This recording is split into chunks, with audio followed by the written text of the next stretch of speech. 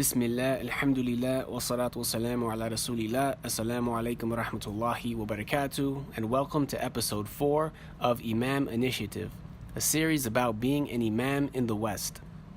In this episode, we hear Part 3 of Sheikh Joe Bradford's contribution to the series, in which he answers questions about financial issues.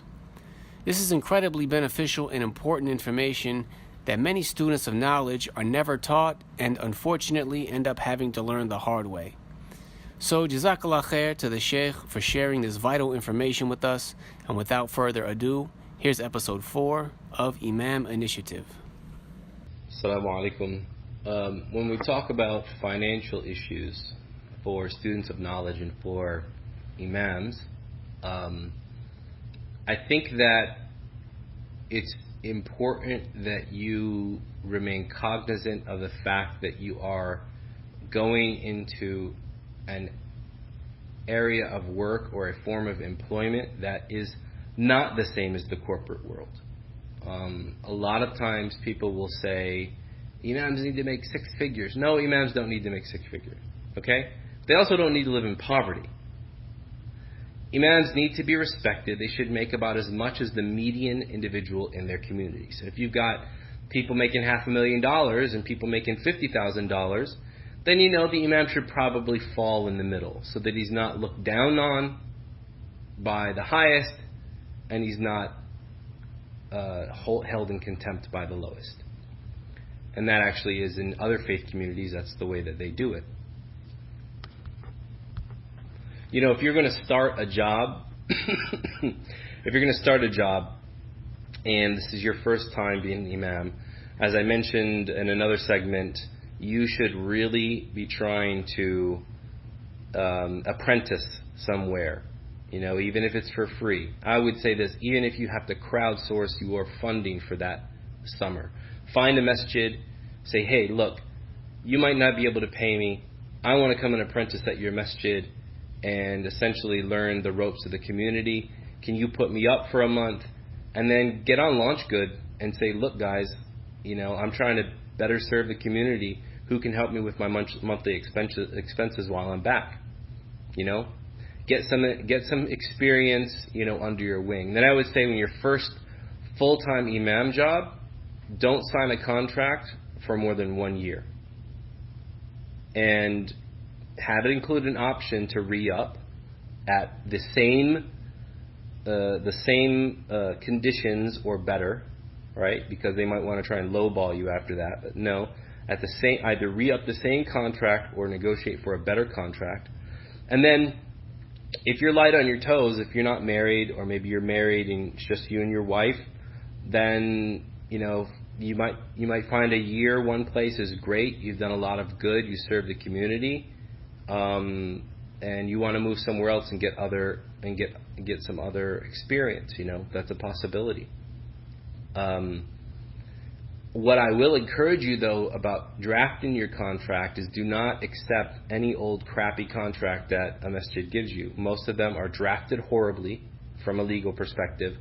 They are drafted to favor the masjid over all else, and you essentially will sign away your soul to the masjid because you didn't take the time to get it looked at. And you know, this is age of the internet. It's not that hard to find. You know, go to avvo.com and find a lawyer who can review a contract for you, or you can even draft the contract for you. And heck, you could even put it as part of the negotiations that you're going to have a contract drafted and that the masjid's going to cover the cost, you know, up to a certain amount.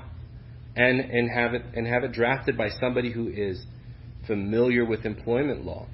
You can also go to the Rabbinical Council of America and download some of their template drafts of contracts. Very, very beneficial stuff, you know. But do not take whatever they give you, because most of the time it's going to be drafted by inexperienced people that are going to have really, really horrible conditions in there that will lock you into something that legally is just unsustainable and socially is unsustainable. So, you know, talk to a person that you know that works in HR, or talk to a lawyer that you know, or find a lawyer and hire them, but do not simply sign anything that they give you. I'm also a big advocate, and you can look at my friend Imam Khalis Rashad's article in the case for the bivocational Imam. I'm a very big advocate of people that are Imams learning a trade. So take the first couple of years to get yourself, get yourself some form of certificate or trade that you can make a little bit of money on the side. So, if the community wants a counselor, for example, they say, well, you have to do counseling. They say, well, I'm not a licensed counselor. Will you be willing to send me to school to become a licensed counselor, and I'll sign on with your masjid? And if they say yes, great, alhamdulillah. While you're working, you're learning how to become a counselor. You have a captive audience that you can use for your case studies and all that kind of stuff. And I think that's a very, very important, thing to do. That because if the Imam thing doesn't work out, guess what? Now you're a licensed counselor. You can open up your own practice. You can practice and charge in addition to being the Imam. What is it? What should you be getting monthly or annually? It really is going to depend on where you are, what communities you're in, and the cost of living. I believe it's cityplanning.com has a cost of living calculator. So, somebody might say, I'm getting offered $120,000 in Southern California. This is amazing. I live in North Carolina right now, and I'm only making $50,000. Well, guess what? $120,000 in Southern California might be the equivalent of $40,000 in North Carolina. So you're actually better staying where you are. So just research. What I would do is I would research on Indeed.com or Glassdoor and look at salary averages for ministers and rabbis in the area, and tell them, look, this is similar. We're no less than these people, so pay me similar. Given my education, qualifications, work experience, doesn't matter if your work experience is in something else, then it should be commensurate to your work experience and your education. A person who has a master's is going to get something more than a person who has a bachelor's. Doesn't matter if he's a new Imam, doesn't matter if they've had a guy in the community for 20 years. That's not how hiring works. And the more that you can get away from this very subjective, plug-in emotion, and instead keep them to some professional standard, the better it's going to be. I realize that can be an uphill battle in some communities, but I think as a whole, the more of us that demand those type of things, the better it's going to be. If you're the kind of person that doesn't want to negotiate and you're fine with whatever they give you, great. But what I would say is don't denigrate those who want to make more and feel that they deserve more, because everyone has different needs in life, and everyone has different standards of living, and most importantly, people's families have different standards of living. So you and your wife are cool, eating whatever and just getting by.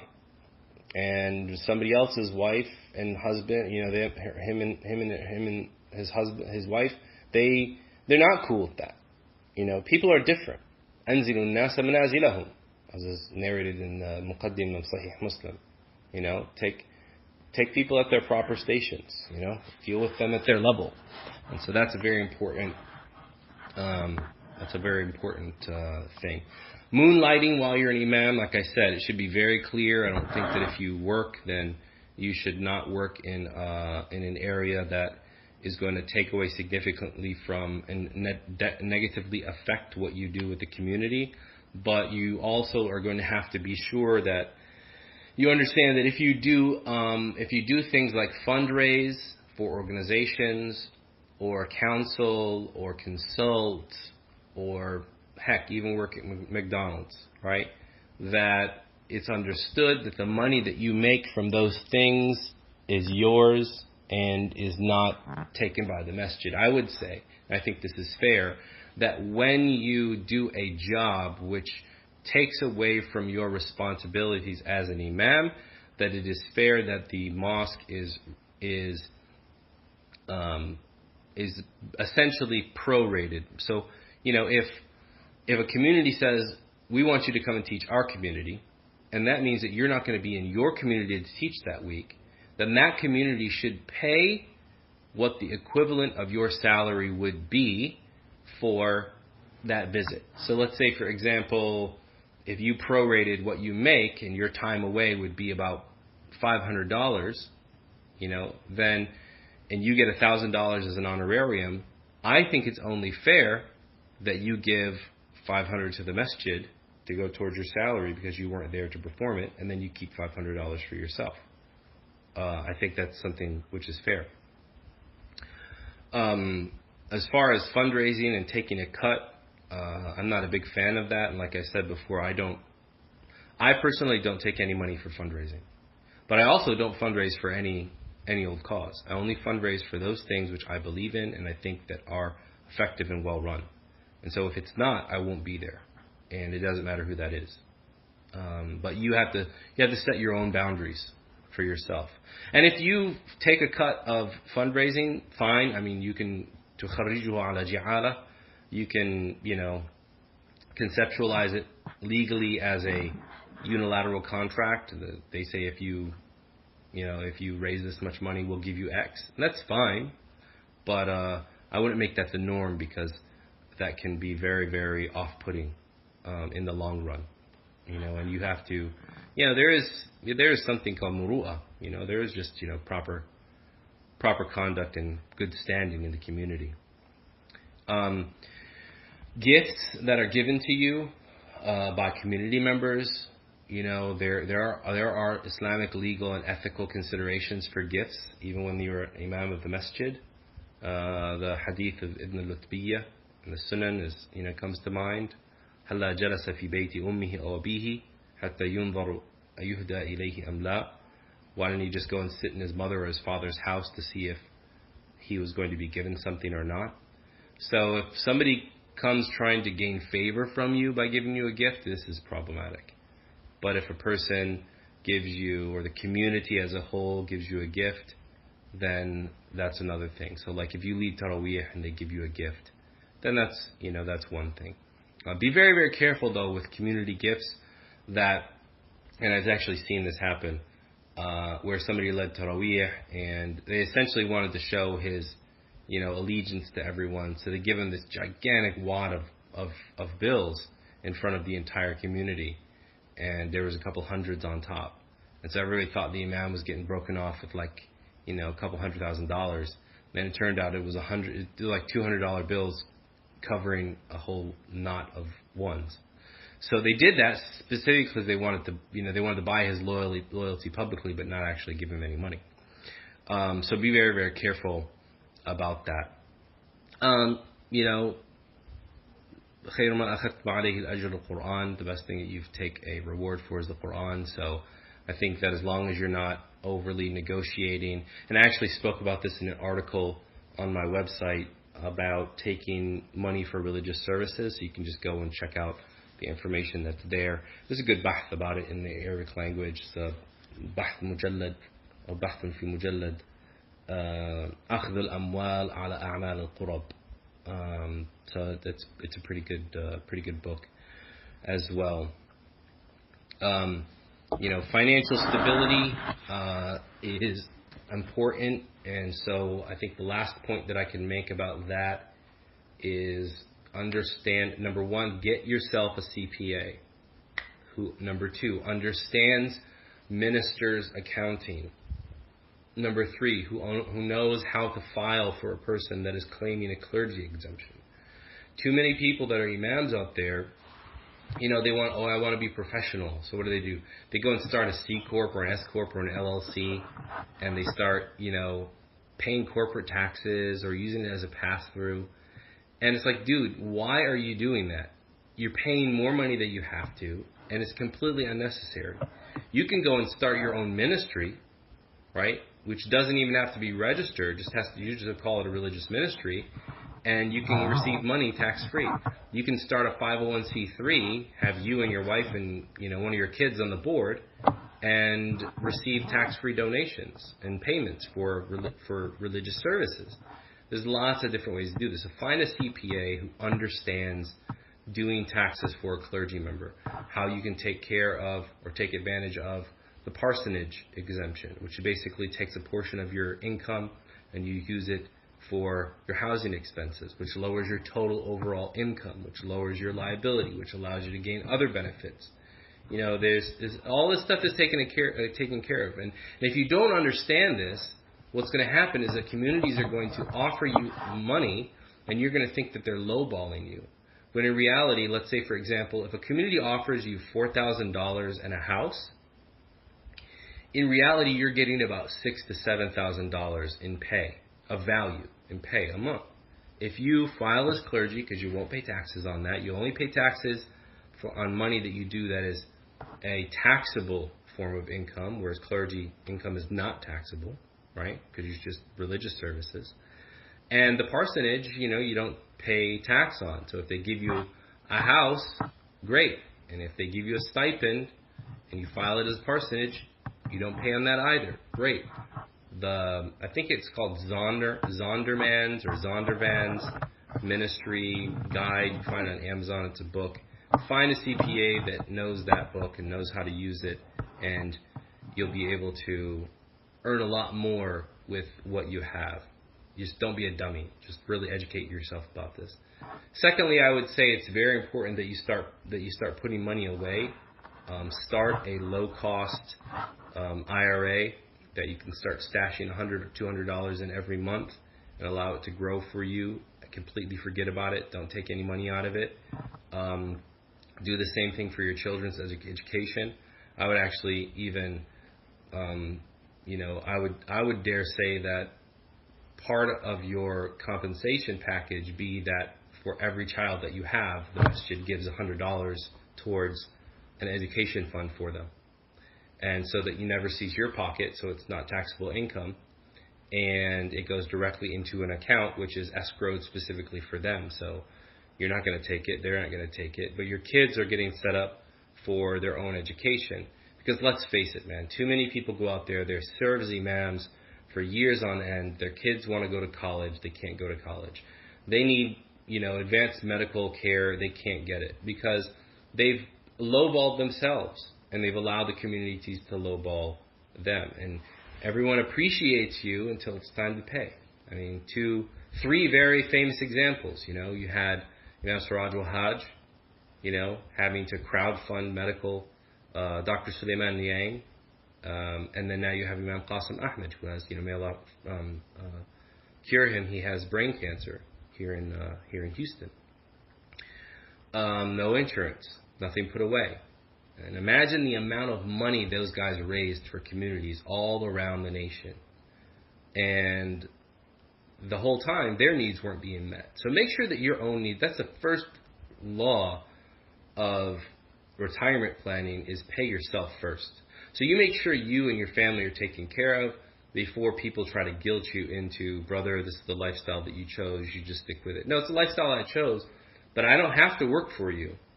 I can go do something completely different, right?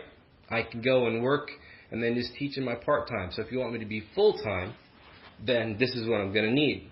And then lastly, on this topic, I'd like to share an anecdote that happened when I did a congregation exchange between our community and a Jewish community.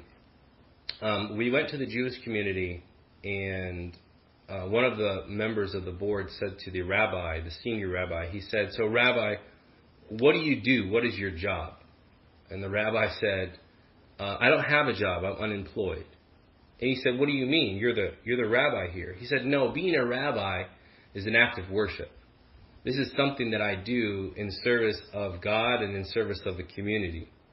But my community realizes the importance of this position, so they make sure all of my needs are met in equal amount to what I would have earned had I been out in the workforce." So you see the difference of perspective, right? His community doesn't look at him as an employee. They look at him as an integral part of their faith ecosystem, right? They look at him as a necessary part for being able to fulfill their obedience to God. And we have to reorient people's ideas in the Muslim community to stop looking at imams as, just the miskeen, baichara, the poor boy, who couldn't do anything else, so he became an imam. And that part and parcel, or that starts when you are negotiating. Because if you lowball yourself and don't press them for your own worth, then they're gonna, this is all, he's not gonna press us because this is all that he can really do in life, so he's gonna take whatever. So be very, very careful of that, and make sure that you realize your own worth before expecting others to.